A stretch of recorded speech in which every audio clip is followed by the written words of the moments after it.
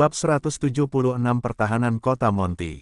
Nama, sistem fusi saya, menggabungkan 1000 ayam di awal penulis, Snow Over atau Sun Hills.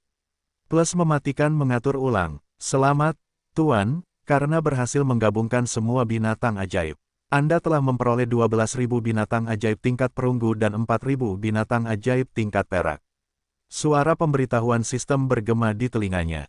Watson menatap binatang ajaib yang memujanya dengan ekspresi tenang. Kemudian, dia berkata, "Tuan-tuan istana, dengarkan aku. Aku punya misi untuk kalian. Buru sebanyak mungkin binatang ajaib dan bawa mereka ke kastil bulan hitam. Sebagai gantinya, aku akan memberimu kumpulan binatang ajaib pertama. Kalian dapat membawanya kembali untuk menjaga istanamu, atau kalian dapat menjualnya di kota Monty." Watson tidak merasa menyesal setelah melepaskan lebih dari 10.000 binatang ajaib karena binatang-binatang itu adalah yang pertama keluar dari hutan berkabut. Jumlahnya hanya akan bertambah karena hujan salju yang terus-menerus.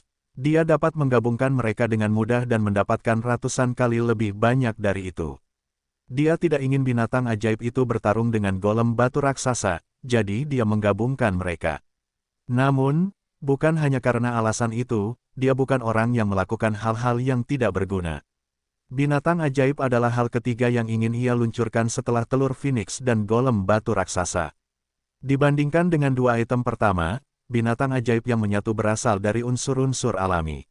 Sistem fusi tidak menghabiskan sedikit pun kekuatan sihirnya, dan itu adalah bisnis yang menguntungkan. Awalnya, ia berencana untuk memberikan bisnis binatang ajaib kepada pemilik manor setelah musim dingin.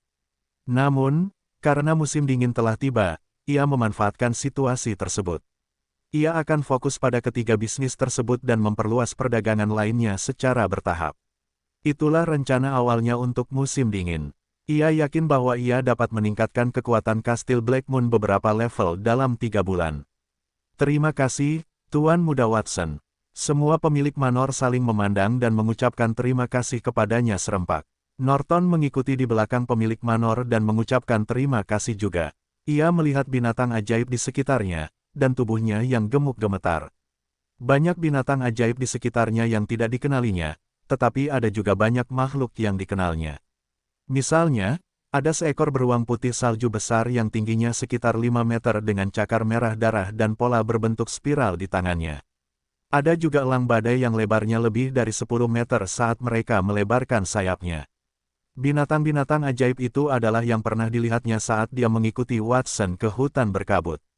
Watson telah membawa beberapa pemilik rumah bangsawan ke hutan berkabut karena dia ingin membunuh geng bandit iblis wanita.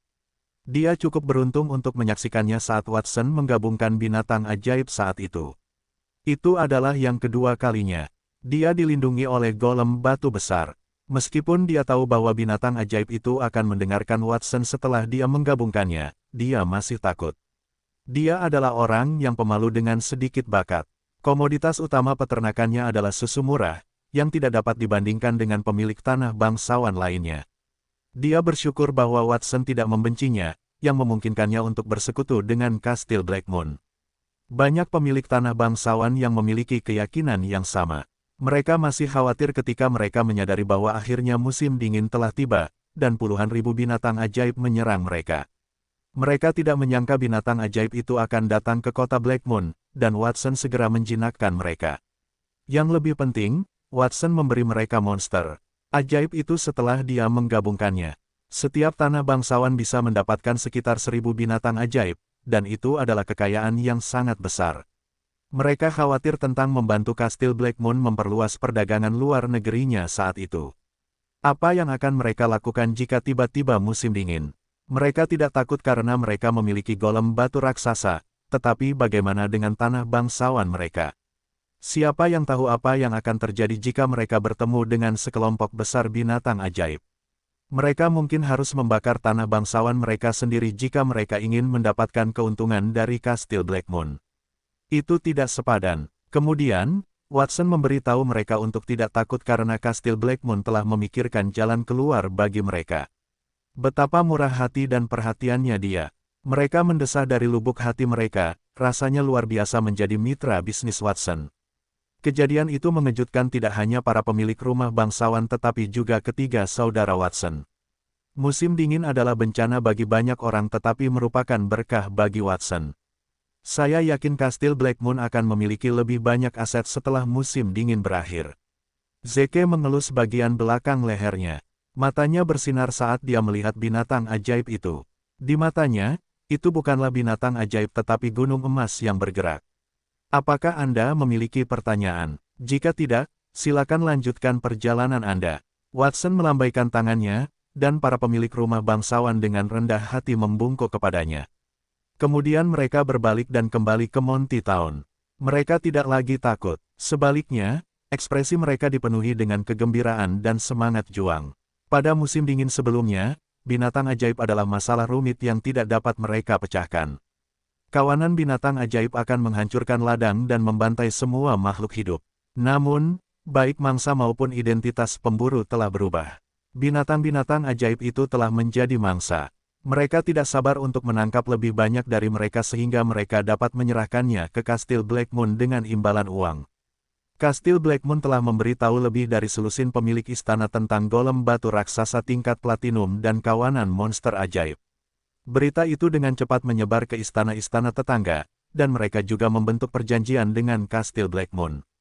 Istana-istana yang tersisa juga memutuskan untuk menjadi mitra, dan mereka dengan tergesa-gesa mengirim personel untuk menyewa golem batu raksasa dan memohon Watson untuk membantu mereka dalam menggabungkan beberapa binatang ajaib.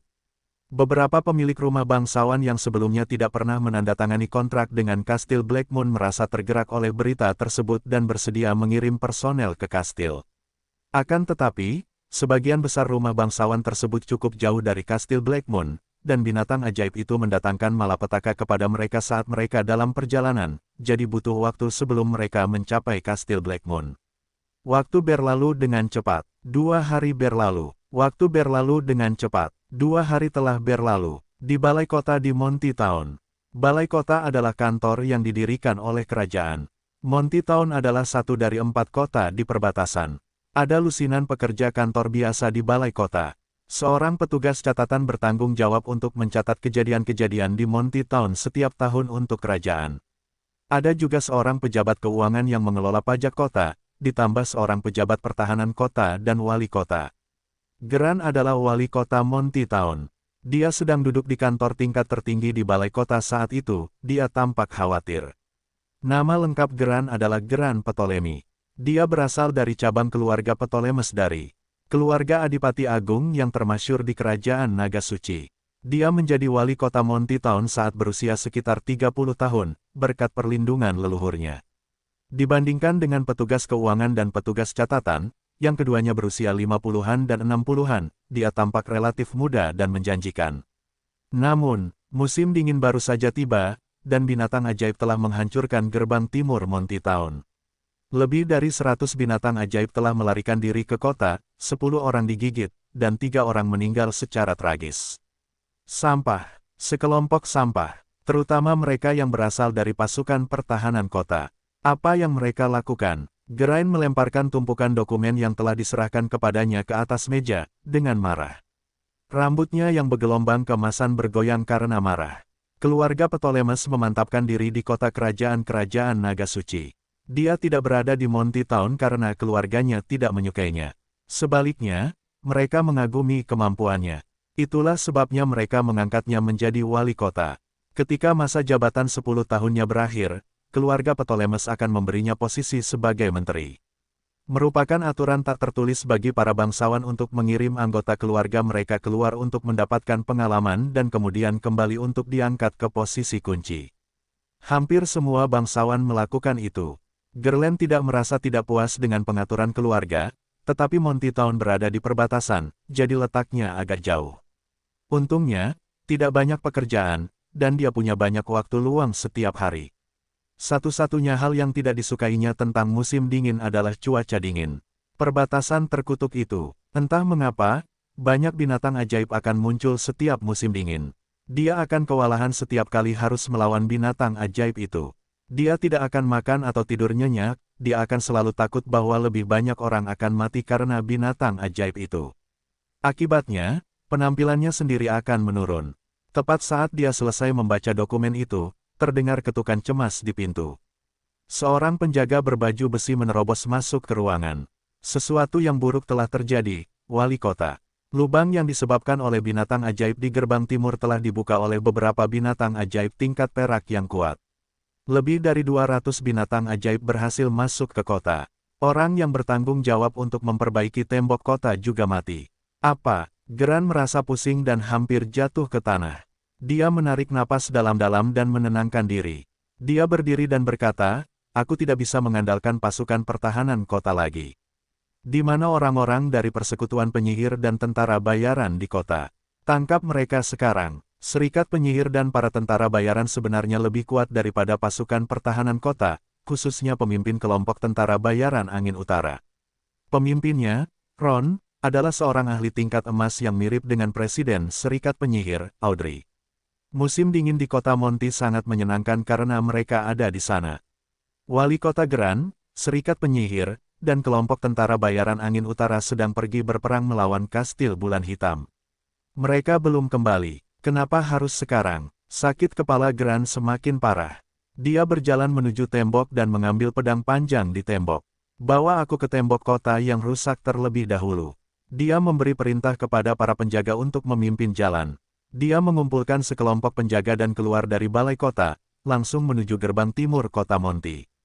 Dia melihat banyak orang di jalan dikejar dan digigit oleh monster ajaib. Jeritan itu memekakkan telinga, dan dia melihat para prajurit melawan binatang ajaib dalam kelompok 2 dan 3. Pedang tajam menusuk beberapa binatang, dan beberapa lainnya melompat ke penjaga dan menghancurkan kepala mereka. Kota Monty dalam keadaan yang mengerikan. Geran tidak tahan, jadi dia mempercepat langkahnya dan tiba di tembok gerbang timur.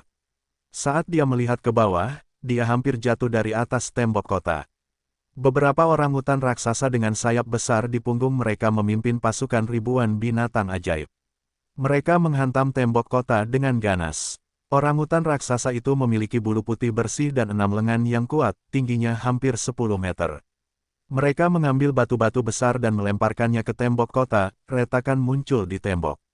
Itu adalah binatang ajaib tingkat perak puncak, kera iblis Herculean berlengan 6.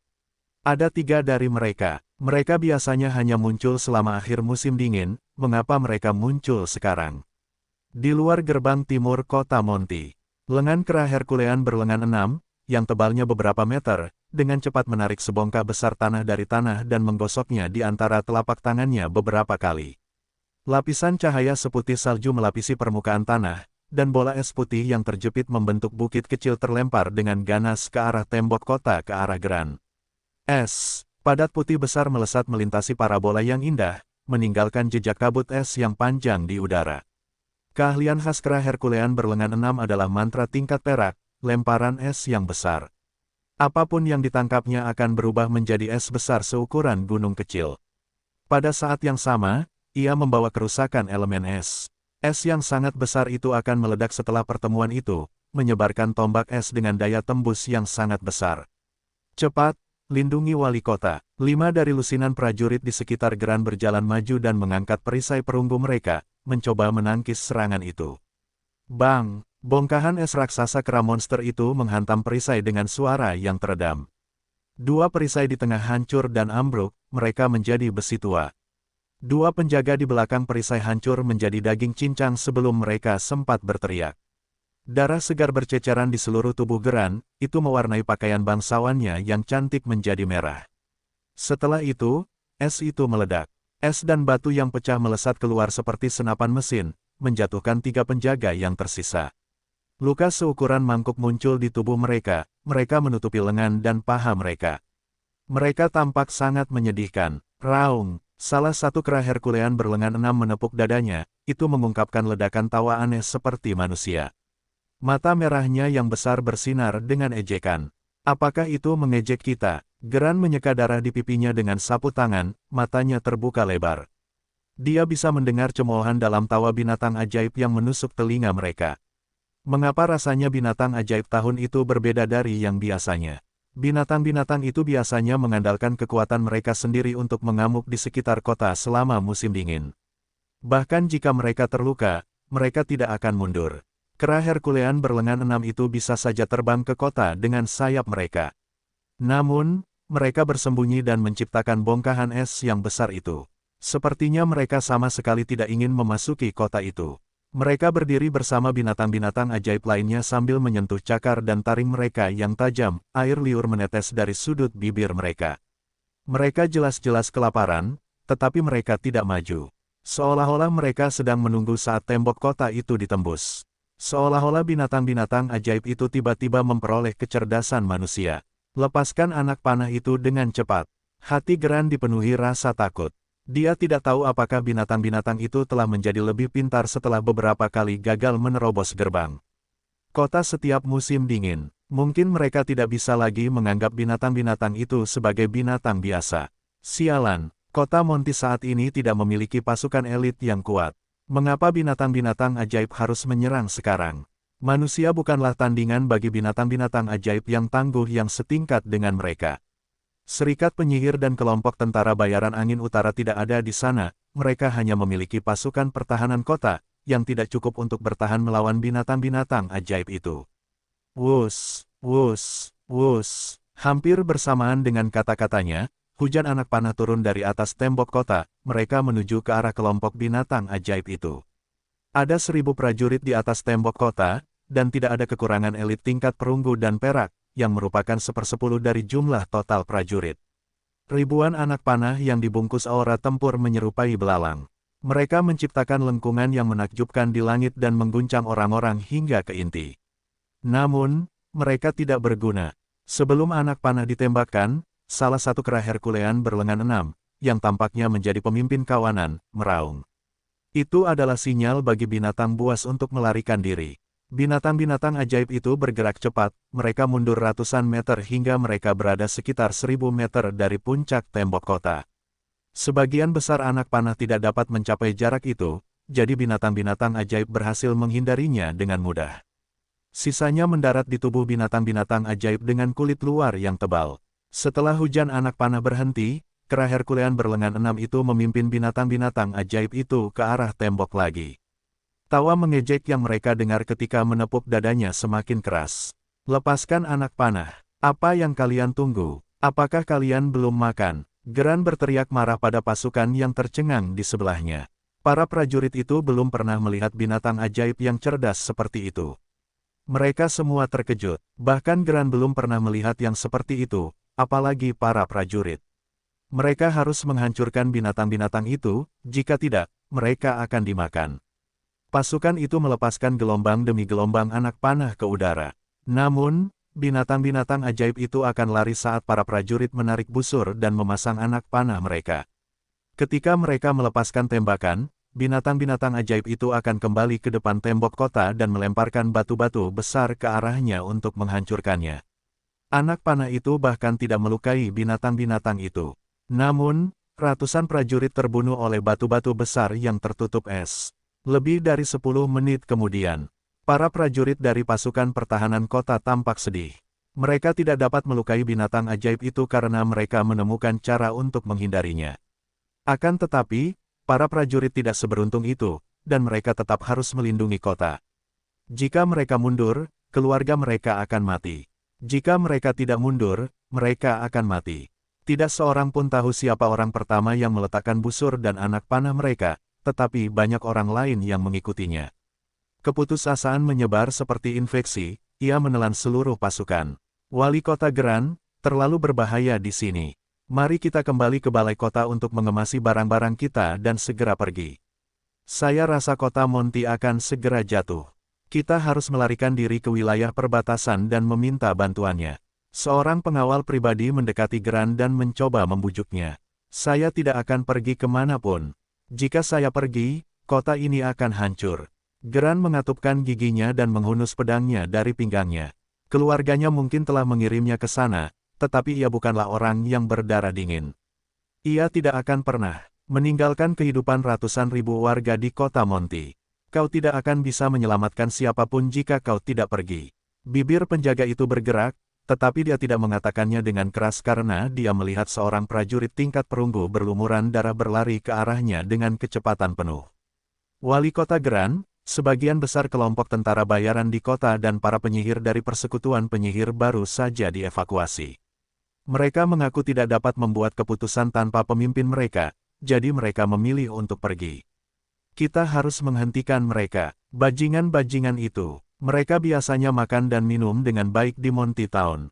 Siapa yang memberi mereka tempat tinggal? Siapa yang membiarkan mereka menikmati rasa hormat orang lain terhadap mereka? Dan mereka ingin mundur sekarang. Mata Grant memerah. Wajahnya pucat, tetapi itu bukanlah hal yang paling menyedihkan tentang dirinya. Laporkan, Wali Kota Grant, binatang ajaib telah menerobos gerbang barat. Komandan pasukan pertahanan kota, orang yang bertanggung jawab menjaga gerbang, telah tewas dalam pertempuran. Lebih dari 1.000 binatang ajaib telah menyerbu ke Monty Town. Sesuatu yang mengerikan telah terjadi, Wali Kota. Sekelompok binatang ajaib terbang telah muncul di selatan. Menurut pengamatan kami, 10 binatang ajaib yang memimpin adalah elang badai tingkat perak. Dan sebuah lubang besar telah terbuka di tembok kota di utara. Para prajurit mengirimkan laporan suram, satu persatu. Mayoritas prajurit di atas tembok kota bermaksud untuk melarikan diri. Mereka melangkah mundur dan berteriak, semuanya sudah berakhir. Putriku masih di kota. Dia adalah seorang gadis berusia 10 tahun. Kebanyakan dari mereka menangis. Mereka tidak ingin bertarung lagi, mereka akan mati juga. Mereka ingin mati bersama keluarga mereka. Grant mencabut pedang panjang dari pinggangnya. Ia hendak mengatakan bahwa ia tidak bisa pergi karena kekacauan di sekitarnya. Namun, gunung es kecil melesat ke arahnya dan menghantam sisinya, retakan selebar beberapa meter meninggalkan retakan di tembok kota. Retakan itu juga menyebabkan tembok di sekelilingnya yang selebar lebih dari 10 meter runtuh. Retak, tembok kota akhirnya runtuh setelah terus-menerus dihujani serangan dari beberapa binatang ajaib tingkat perak. Gerbang timur adalah garis pertahanan terakhir Monty Town, tetapi juga telah ditembus. Raungan, sekelompok binatang ajaib, yang dipimpin oleh kera Herculean berlengan 6, meraung saat mereka menyerbu ke arah Monty Town, mereka siap untuk disantap. Saat ia terkulai ke tanah, wajah Grant berlumuran darah. Ledakan itu telah mematahkan pedang panjang tingkat perunggu di tangannya. Pikirannya menjadi kosong, dan ia tidak dapat mendengar apapun. Namun, ia mendengar beberapa kalimat samar. Lindungi, Wali Kota, setidaknya biarkan dia hidup. Kemudian, ia mendengar lebih banyak raungan dari samping. Dia mendesah dan memejamkan mata. Tampaknya kota Monty ditakdirkan menjadi api penyucian hari itu. Kelompok tentara bayaran angin utara dan persekutuan penyihir tidak ada di sana, dan para prajuritnya tidak dapat lagi bertarung. Dia tidak tahu siapa lagi yang dapat membantu mereka saat itu. Grant berdoa agar seseorang dapat datang menolong mereka. Pada saat itu, ledakan, suara seperti guntur yang teredam terdengar. Kata-kata para penjaga dan raungan binatang ajaib telah berhenti. Kemudian, bayangan agung turun dari langit dan menghalangi cahaya di wajah Gerard. Dia tanpa sadar membuka matanya dan menyaksikan pemandangan yang tidak akan pernah dia lupakan selama sisa hidupnya, seorang golem batu setinggi 10 kali tembok kota berdiri di luar gerbang timur. Kedua lengannya yang menyerupai mata bor dimasukkan ke dalam tanah. Semua binatang ajaib dalam radius beberapa ratus meter terlempar. Binatang-binatang itu sangat sombong beberapa saat sebelumnya, tetapi semuanya telah berubah. Mereka ketakutan. Bahkan para prajurit tercengang, mereka tidak dapat berbicara. Grant membeku di tempat karena keterkejutannya. Tampaknya surga telah mendengar doanya, harapan akhirnya datang. Golem batu raksasa itu berdiri di luar gerbang timur kota Monty, seperti dewa yang turun dari surga. Semua binatang ajaib dalam jarak beberapa ratus meter terlempar ke belakang. Kemudian, ia menarik lengannya yang tebal seperti bor dan menghantamkannya ke bawah. Lebih dari 10 binatang ajaib yang tidak dapat menghindar tepat waktu hancur menjadi pasta daging. Binatang ajaib yang tersisa mundur dengan panik, kera Herculean berlengan 6 itu membawa mereka pergi. Kera itu menatap golem batu raksasa itu dengan kaget dan bingung. Ia mengambil tanah dari tanah, menggosoknya beberapa kali, dan mengubahnya menjadi es besar sebelum melemparkannya ke golem batu raksasa itu. Es raksasa itu melesat melintasi langit seperti meteor dan menabrak golem batu raksasa itu. Dengan suara dentuman yang teredam, cahaya kuning menyala di tubuhnya. Tidak ada satu goresan pun di tubuhnya, tetapi ia berhenti sejenak. Kera iblis itu mulai mengaum ketika menyadari bahwa serangannya tidak efektif. Kepanikan di matanya berangsur-angsur memudar sebelum ia melebarkan sayapnya dan mundur lagi. Saat ia mundur, Ia menggunakan mantra es raksasa untuk menyerang golem batu raksasa itu lagi. Meskipun golem batu raksasa itu adalah makhluk pemanggil tingkat platinum dengan kekuatan serangan yang mencengangkan, gerakannya lambat, dan ia hanya memiliki kecerdasan sederhana. Ia tidak dapat menghitamkan serangan kera itu secara efektif. Kera raksasa itu tampak bangga, seolah-olah ia tidak terlalu memikirkan golem batu itu. Saat ia berjalan di samping golem batu raksasa itu, kera mengerikan itu mengangkat tangannya dan bersiap untuk memanggil es raksasa lainnya. Namun, pada saat itu, cakar besar bertumpu di bahunya dan menekannya. Ia menoleh, itu adalah serigala lapangan es sepanjang 10 meter, dan ia berdiri di belakang kera itu. Serigala itu menatap kera itu dengan tatapan dingin saat bulunya yang seputih salju berkibar tertiup angin. Ia memiliki aura yang kuat. Raung, kera iblis itu meraung dengan marah. Dua kera lagi bergegas maju dari belakang dan mengepung serigala lapangan es itu. Binatang ajaib itu teritorial, dan mereka yang telah keluar dari hutan berkabut adalah binatang karnivora. Kera iblis berkepala 3 telah memimpin mereka. Kemudian, serigala ladang es muncul, dan sepertinya ingin bertarung untuk wilayah mereka. Bagaimana mereka bisa menahannya? Kera iblis berkepala 3 tidak ragu-ragu, ia segera merentangkan lengannya. Keenam lengannya ditutupi lapisan es yang keras. Es yang menutupi tinju mereka sangat tebal dan berat, itu membuat tinju mereka tampak seperti palu raksasa. 18 lengan berubah menjadi hantu yang tidak jelas, mereka menghantam ladang es seperti serigala iblis. Itu adalah salah satu keterampilannya, teknik palu jubah caotik tingkat perak. Serangan kacau itu mengandung kekuatan yang hebat, masing-masing lebih berat dari yang sebelumnya. Bahkan pelat baja akan hancur di bawah serangannya. Udara terkompresi menjadi busur sebelum serangan itu mendarat, dan lubang-lubang dangkal muncul di tanah saat kepingan salju berkibar di langit. Kombinasi itu menenggelamkan sosok serigala ladang es. Ark, seseorang di tembok kota berteriak kaget. Mereka bahkan belum pulih ketika mereka melihat golem batu raksasa ketika mereka melihat pertarungan antara binatang buas itu. Mereka terkejut. Binatang-binatang ajaib tahun itu terlalu aneh, mereka tampak cukup pintar untuk menerobos masuk ke kota. Jadi mengapa mereka saling membunuh? Keraguan di hati mereka dengan cepat terjawab. Mereka mendengar suara manusia dari salju. Teknik bertarung tingkat emas, Snowfall Breathing Cannon. Kemudian, cahaya seputih salju menembus kabut dan berubah menjadi pilar cahaya yang panjangnya lebih dari 10 meter. Itu menyapu sekeliling, itu bahkan memotong lapisan tanah saat menembus dada kera Herculean berkepala 3 dan berlengan 6. Pilar cahaya jatuh, dan kabut menghilang. Serigala ladang es berjalan keluar dari tumpukan salju. Tubuhnya menggeliat dan menyusut sebelum berubah menjadi pria kuat berbaju besi. Dia tampak tangguh. Dia mengangkat kakinya dan menginjak dada kera Herculean berlengan 6 yang tergeletak di tanah dan merintih kesakitan. Dia mengulurkan tangan dan membelai rambutnya sambil melolong ke langit. Rasanya luar biasa. Aku telah melihat begitu banyak binatang ajaib di Kastil Blackmoon selama beberapa hari terakhir, membuatku tertekan. Sekarang, aku merasa kuat. Pria kekar itu adalah Ron. 2 hari yang lalu, dia berangkat dari Kastil Blackmoon menuju kota Monty. Ketika dia tiba, dia melihat bahwa binatang ajaib telah menerobos masuk ke kota Monty, jadi dia mengambil tindakan. Selama lebih dari seminggu, dia telah diperlakukan sebagai budak oleh Kastil Blackmoon. Siapapun yang melihatnya akan memberinya perintah. Dia telah menekan amarahnya. Kalian binatang ajaib beruntung. Jika Tuan Muda Watson tidak memerintahkan kami untuk tidak membunuh binatang ajaib apapun, aku akan membunuhmu.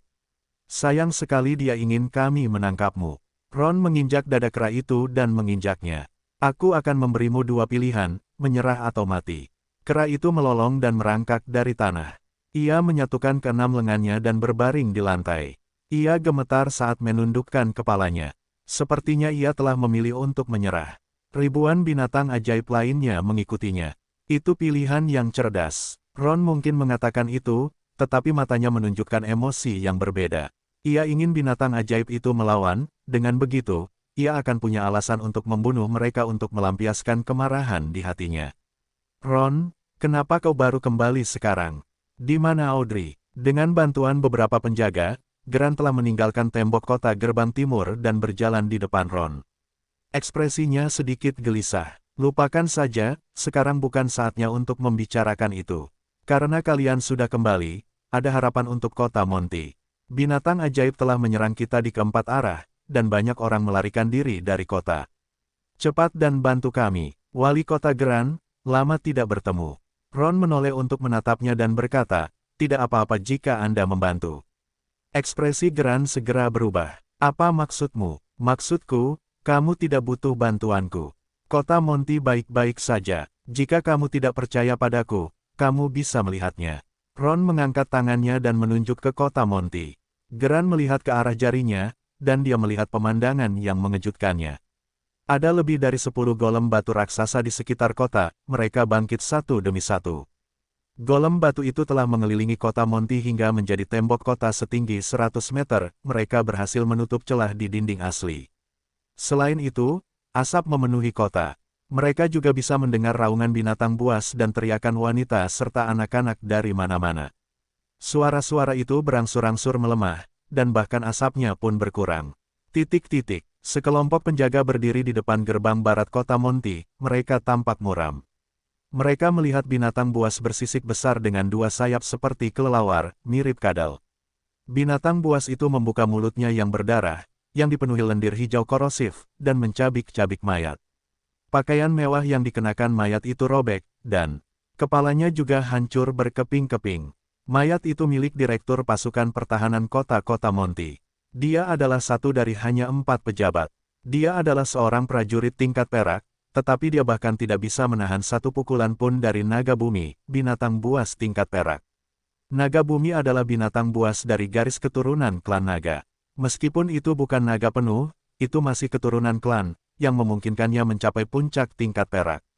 Itu telah menembus tembok kota dengan napasnya yang memungkinkan ribuan binatang ajaib untuk menyerang kota. Direktur sudah mati. Kita pasti tidak akan bisa hidup juga. Sialan, bagaimana kita bisa melawan monster seperti itu? Suara-suara marah bergema, mereka mengeluh tentang ketidakadilan dunia. Tak satu pun dari mereka telah melakukan sesuatu yang buruk dalam hidup mereka. Mengapa mereka harus menderita nasib tragis seperti itu di tangan binatang ajaib itu? Tepat ketika para prajurit hendak meletakkan senjata mereka dan bersiap untuk kematian mereka yang akan datang, mereka mendengar nyanyian dari langit. Bola api yang tampak seperti matahari jatuh dari langit, itu melelehkan kepingan salju di sekitar area tersebut. Itu telah jatuh ke tubuh naga bumi. Seekor binatang ajaib tingkat perak yang luar biasa, keberadaan yang mengerikan yang bahkan dapat membunuh seorang elit tingkat perak dalam sekejap, dilalap api dan terbakar menjadi abu bahkan sebelum ia sempat mengeluarkan satu teriakan pun. Sebuah lubang hangus yang dalam yang lebarnya 100 meter muncul di tanah. Bumi berguncang saat awan jamur besar meletus ke langit. Beberapa sosok berpakaian seperti penyihir turun ke binatang ajaib tingkat perak. Seseorang mengenali mereka dan bersorak. Itu para tetua dari persekutuan penyihir. Mereka kembali. Kita aman sekarang. Terima kasih, persekutuan penyihir. Terima kasih, Presiden Audrey. Di mana Presiden Audrey? Mereka mengira bahwa Audrey adalah orang yang telah membunuh naga bumi. Lagi pula, hanya Audrey, seorang penyihir tingkat emas, yang bisa melakukannya. Namun, mereka tidak melihatnya. Mereka hanya melihat Anna, yang dulunya adalah anggota terlemah persekutuan penyihir. Para penjaga itu bingung. Mereka bahkan lebih terkejut ketika mereka mendengar diskusi para penyihir. Benarkah, Anna, bukankah Tuan Muda Watson mengatakan bahwa dia ingin menangkap sebanyak mungkin binatang ajaib? Naga bumi itu bisa dijual setidaknya seharga beberapa ratus koin emas, tetapi Anda memutuskan untuk merapalkan mantra tingkat emas padanya. Apakah Anda tahu berapa banyak uang yang telah kita hilangkan? Itu adalah Wakil Presiden, Leonard. Anna mengerutkan bibirnya ketika dia mendengar keluhannya. Apa yang bisa saya lakukan? Siapa yang tahu bahwa naga bumi itu sangat lemah? Saya hanya menggunakan setengah dari kekuatan saya, tetapi tetap saja mati. Leonard, saya adalah Presiden Persekutuan Penyihir sekarang, tolong sebutkan gelar saya dengan benar. Anna, Presiden, saya setuju dengan kata-kata Wakil Presiden Leonard. Tidak peduli seberapa kuat naga bumi itu tetaplah binatang ajaib tingkat perak. Sepertinya Anda tidak menahan diri saat Anda merapalkan mantra itu juga. Saya juga setuju. Martin dan Helibel, yang berada di belakang mereka, juga berbicara. Anna melambaikan tangannya dengan tidak sabar. Ya, saya tahu. Berhenti membicarakan itu. Saya akan menggunakan 1/10 dari kekuatan saya nanti dan menjamin bahwa saya tidak akan membunuh binatang ajaib lagi, oke? Pergi dan tangkap binatang ajaib itu, kita akan mendapat banyak uang saat menjualnya ke Monty Town. Kita tidak boleh membiarkan Ron sampai di sana lebih dulu. Beberapa hari yang lalu, dia telah mengonsumsi permata matahari di Kastil Blackmoon untuk menjadi penyihir tingkat emas, dan dia tidak tinggal diam. Dia telah meminta Watson untuk menggabungkan beberapa mantra elemen api tingkat perak yang telah dikuasainya. Setelah dia memiliki mantra elemen api tingkat emas, Sun Nova, dia harus memamerkannya. Dia hanya menggunakan setengah dari kekuatannya untuk membunuh naga bumi yang perkasa. Para penjaga kota saling memandang dengan cemas. Setelah mereka mendengar diskusi Ana dan yang lainnya, mereka merasa mati rasa. Mereka menyadari bahwa orang-orang itu tidak ada di sana untuk melindungi Monty Town. Sebaliknya, mereka ingin menangkap binatang ajaib itu dan menjualnya kepada orang-orang di kota. Perilaku menipu macam apa itu? 1 jam kemudian, di balai kota Monty Town, Geran dan sekelompok orang duduk mengelilingi meja bundar. Di antara mereka ada Ron, Ana, anggota lain dari Mage Guild, dan 3 bersaudara, Zeke, Zenoah, dan Peter. Pejabat balai kota lainnya juga ada di sana. Banyak pejabat yang berlumuran darah, dan mereka tampak seperti baru saja selamat dari bencana. Lebih dari 10 golem batu raksasa setinggi 100 meter telah muncul di semua arah Monty Town sekitar 1 jam sebelumnya. Mereka menjaga kota, dan semua binatang ajaib yang mendekat hancur menjadi pasta daging. Tidak ada satupun binatang yang akan menahan satu pukulan pun dari makhluk yang dipanggil tingkat platinum. Selain itu, golem batu raksasa itu tingginya lebih dari 100 meter, dan tubuh mereka yang menakutkan menyebabkan binatang ajaib dari hutan berkabut itu mengelilingi kota sebelum mereka berbalik dan lari ke tempat lain di perbatasan. Pada saat itu, kota itu dipenuhi dengan mayat manusia dan binatang ajaib. Tanahnya telah diwarnai merah, tetapi hujan salju yang terus-menerus segera menutupinya. Keluarga korban menangis saat mereka berjalan di jalan dengan langkah gontai untuk mencari jasad orang yang mereka cintai. Pemandangan yang sama terjadi setiap musim dingin. Orang-orang meninggal, dan akhirnya, mereka dilupakan. Geran mendesah dalam hati saat ia membiarkan staf medis membantunya membalut luka di kepalanya, ia tampak seperti mumi. Kemudian, ia berbalik untuk melihat orang-orang di ruangan itu. Ron, dan semua orang dari persekutuan penyihir, terima kasih telah tiba di sini tepat waktu untuk menyelamatkan kota Monty. Saya berterima kasih atas nama semua orang di kota Monty. Saya juga ingin berterima kasih kepada ketiga pemuda ini karena telah membantu kami. Karena Ron, Ana, dan yang lainnya ada di sana, kelompok tentara bayaran dan anggota persekutuan penyihir yang telah meninggalkan kota itu berangsur-angsur kembali. Mereka membantu menekan binatang ajaib yang tersisa. Geran baik-baik saja dengan Ron dan Ana, mereka juga dari kota Monty. Ia juga harus berterima kasih kepada orang-orang itu, Zeke, Zenoah, dan Peter. Ia mendengar bahwa merekalah yang membawa golem batu raksasa, dan mereka juga membawa lebih dari 10 pemilik rumah bangsawan bersama mereka. Pada saat itu, mereka diatur untuk beristirahat di luar balai kota. Seorang pemilik rumah bangsawan biasa tidak akan mampu mengendalikan makhluk pemanggil tingkat platinum meskipun mereka kaya dan berkuasa. Geran tidak tahu asal-usul orang-orang itu. Tidak perlu berterima kasih kepada kami. Kami tidak melakukan apapun. Ron menyilangkan kakinya dan meletakkan kakinya di atas meja panjang.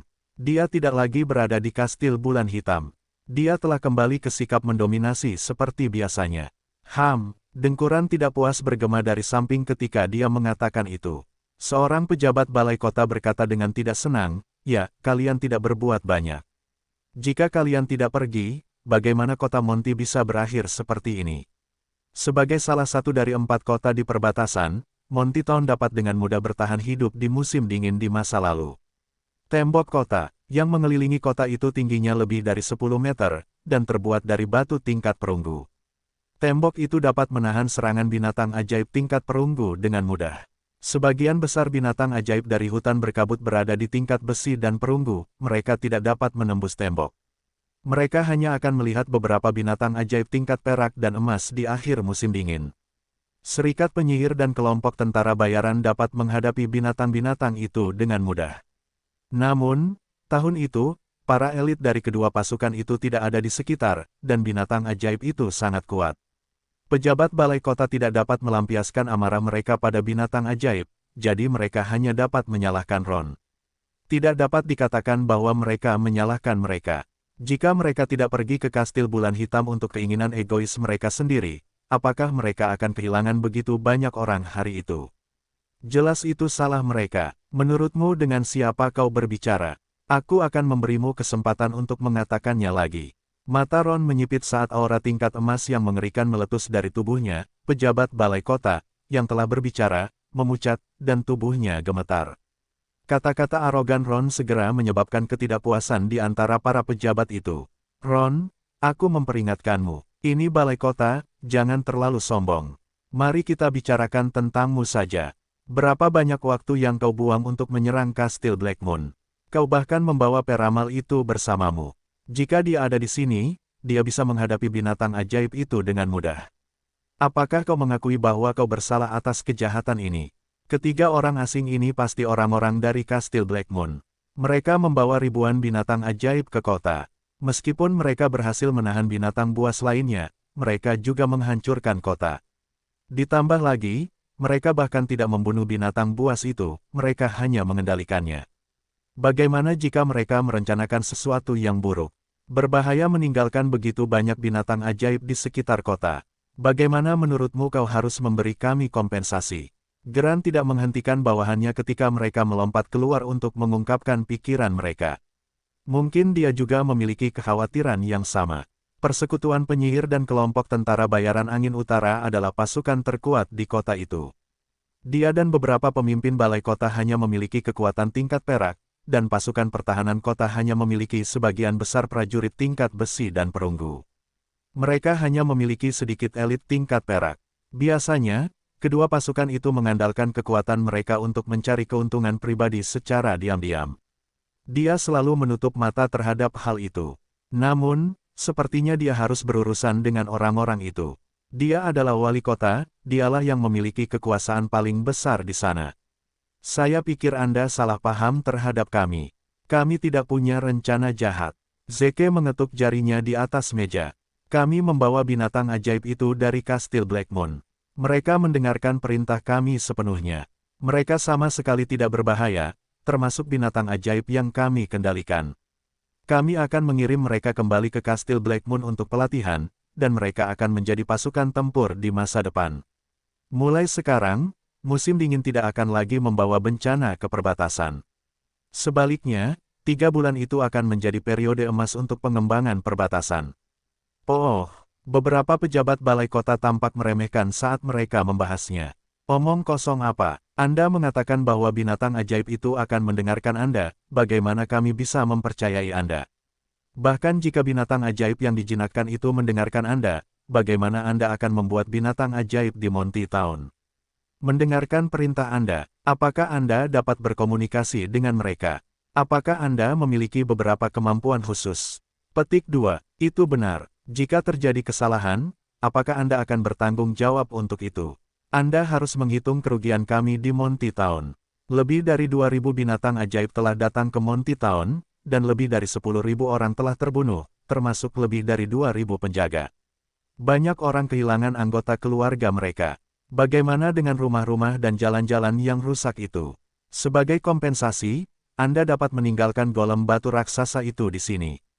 Salah satu pejabat yang berbicara adalah seorang lelaki tua dengan rambut putih dan janggut. Dia adalah Menteri Keuangan, ada kilatan penuh perhitungan di matanya. Jika mereka dapat mempertahankan raksasa batu raksasa itu, mereka akan mendapat untung dari pertempuran itu. Pejabat lainnya juga setuju. Tidak hanya raksasa batu raksasa itu, tetapi binatang ajaib yang mereka bawa juga harus tetap tinggal. Jika bukan karena pertempuran mereka dengan kastil Blackmoon, Monty Town tidak akan menjadi seperti ini. Anda harus bertanggung jawab penuh. Maaf, raksasa batu raksasa itu adalah milik kastil Blackmoon. Jika Anda ingin mereka tetap tinggal, maka Anda harus membayar 1.000 koin emas untuk masing-masing dari mereka. Jika Anda tidak ingin membayar dan masih ingin mempertahankannya, maafkan saya karena terus terang, itu tidak akan terjadi. Zenoa, yang duduk di sebelah Zeke, tertawa. Kau pikir kau siapa? Beraninya kau bicara seperti itu kepada kami. Kau bicara seolah-olah kau bisa membuat keputusan. Tidak ada tempat bagimu untuk bicara di sini. Kami hanya akan bicara dengan Ron dan orang-orang dari persekutuan penyihir. Mereka mengira Ron dan persekutuan penyihir telah membawa para pendatang baru, dan mereka yakin kastil bulan hitam telah ditaklukkan. Hak apa yang dimiliki orang-orang itu untuk bicara di sana? Pak, Ron bangkit dari kursinya dan mengulurkan tangan untuk memukul meja di depannya dengan keras. Meja panjang itu terbelah menjadi dua. Beraninya kau bicara seperti itu kepada Tuan Muda Zenoa.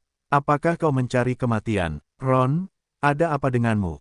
Para pejabat balai kota menatap meja yang rusak di lantai, mata mereka berkedut. Ron pasti sudah mengalahkan kastil Blackmoon, mengapa dia berbicara untuk mereka? Serikat penyihir juga mendukung Tuan Muda Zenoa. Jika Anda tidak menghormatinya, saya akan memindahkan persekutuan penyihir. Terserah Anda, Ana adalah orang kedua yang berdiri. Anda, para pejabat di balai kota panik. Mereka tidak keberatan dengan kepergian Ron, tetapi bagaimana kota Monty akan menahan serangan binatang ajaib jika para penyihir juga pergi?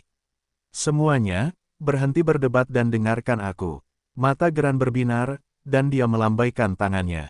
Ana, Anda hanya seorang penatua di persekutuan penyihir.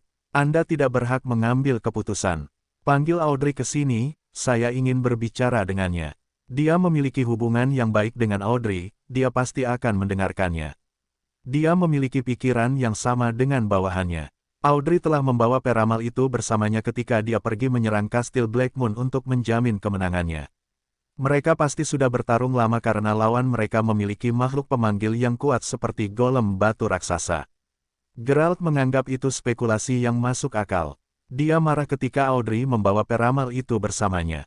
Ketika dia mengetahui bahwa peramal itu berada di Monty Town, dia telah merencanakan perjamuan yang layak untuk seorang raja, tetapi Audrey tidak memberinya kesempatan untuk melakukan itu.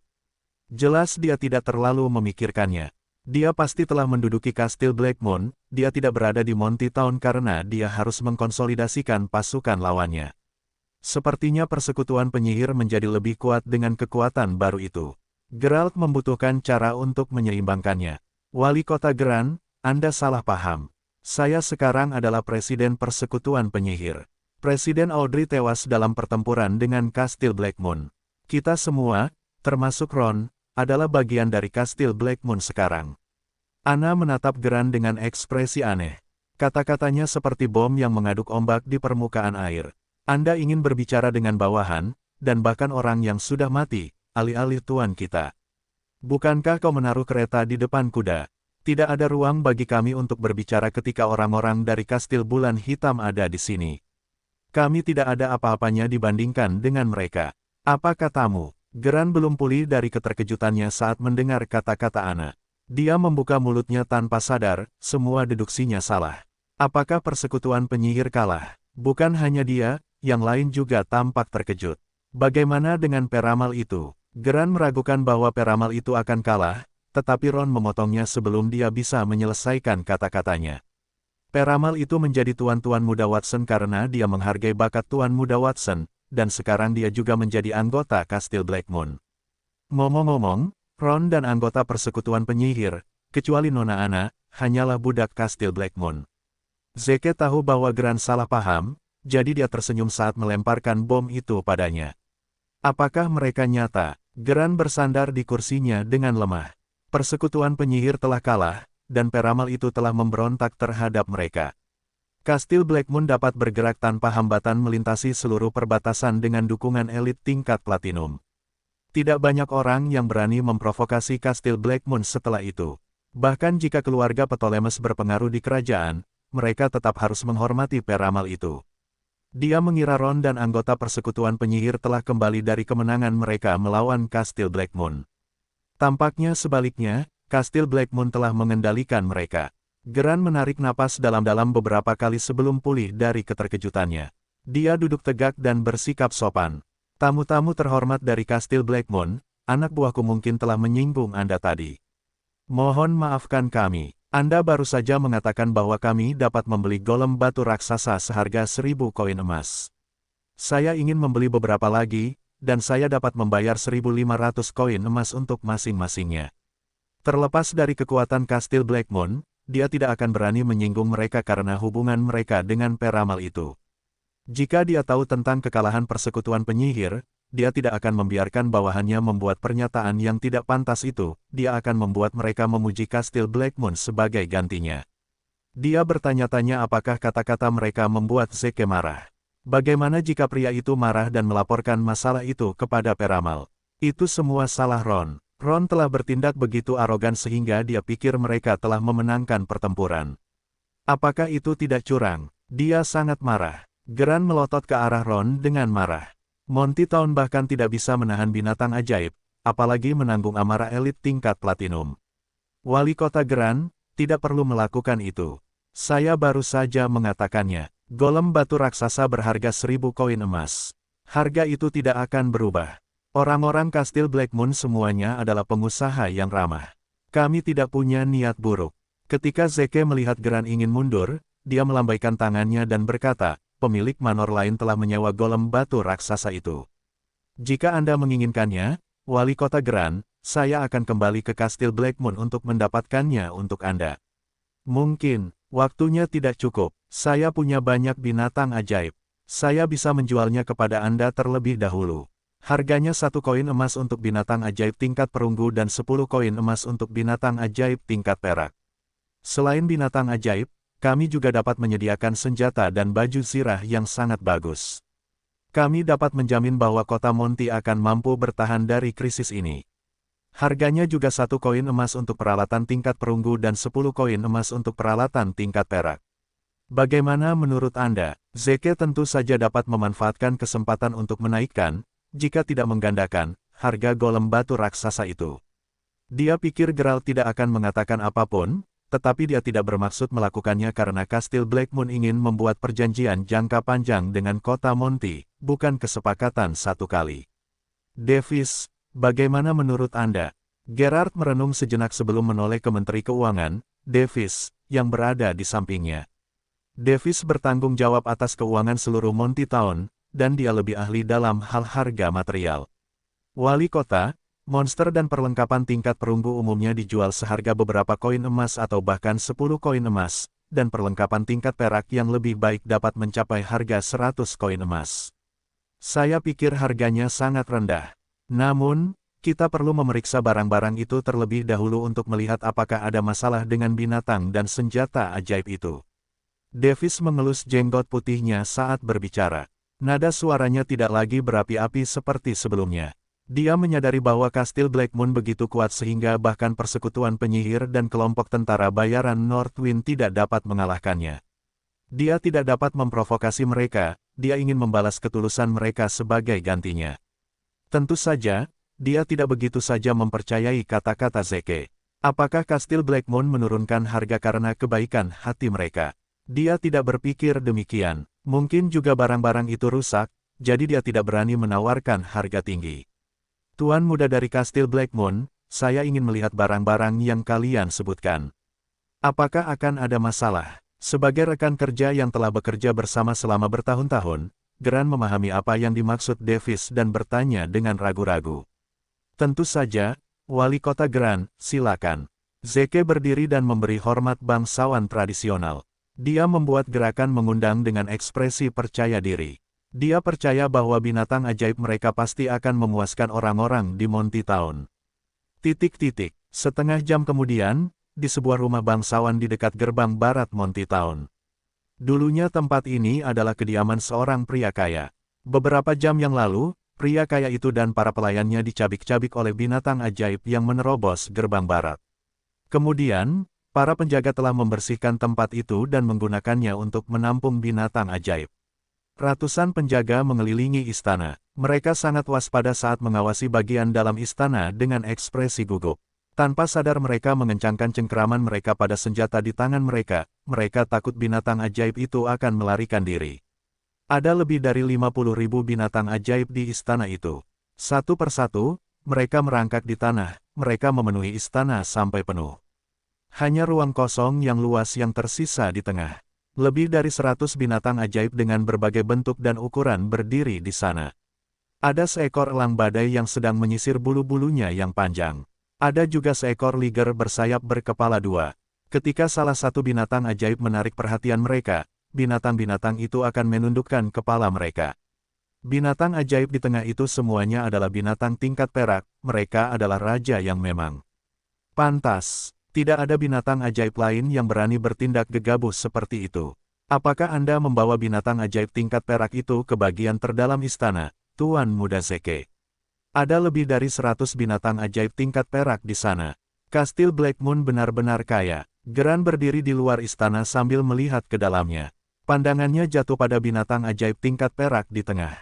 Dia mendesah. Beberapa penjaga di sampingnya memperhatikan itu, jadi mereka berjalan menghampirinya dengan hormat dan berkata, "Salam, Wali Kota."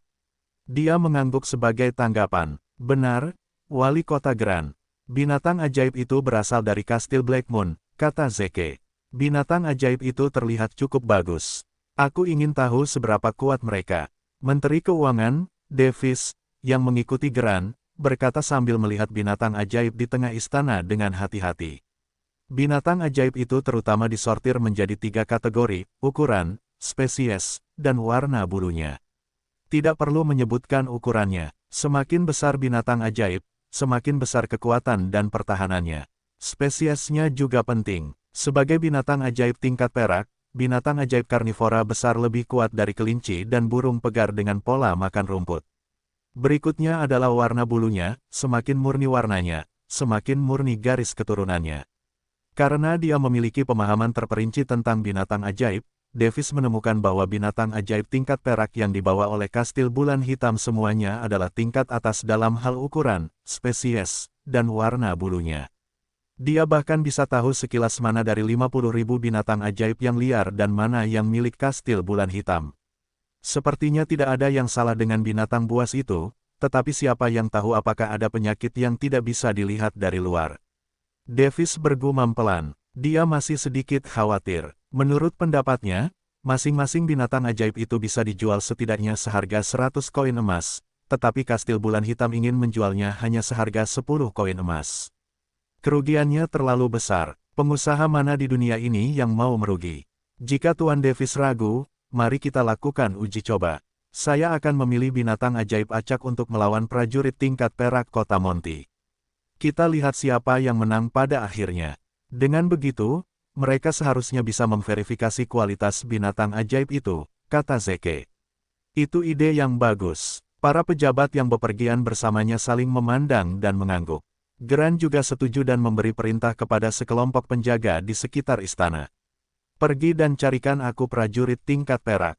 Setelah mengatakan itu, dia berpikir sejenak dan berkata, "Tidak, mari kita cari beberapa prajurit tingkat perak lagi dan undang Edmund juga.